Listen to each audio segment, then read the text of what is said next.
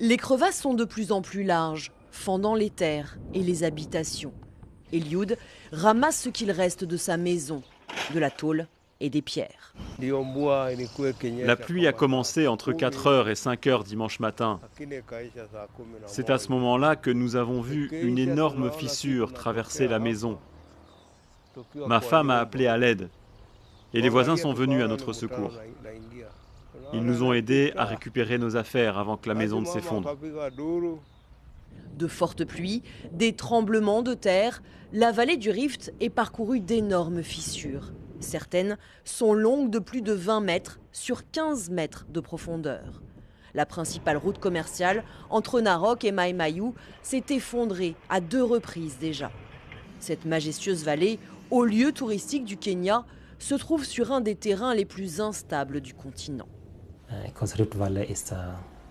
La vallée du Rift a une histoire d'activité volcanique. Mai Mahiu est près du mont Longonot, qui est une montagne volcanique. Quand elle a été formée, beaucoup de cendres a été produite et ces cendres remplissent les zones de faiblesse. Donc, chaque fois qu'il pleut, ces terres meubles sont emportées. Les gens ne peuvent pas savoir qu'il y a une faille, car quand elle est remplie, cela ressemble à un terrain normal. De fortes pluies sont encore attendues ces 2 prochains mois.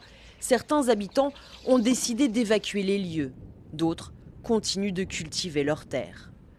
Ce mouvement de terrain va se poursuivre au point que dans quelques 50 millions d'années, une partie de l'Afrique de l'Est sera séparée du reste du continent.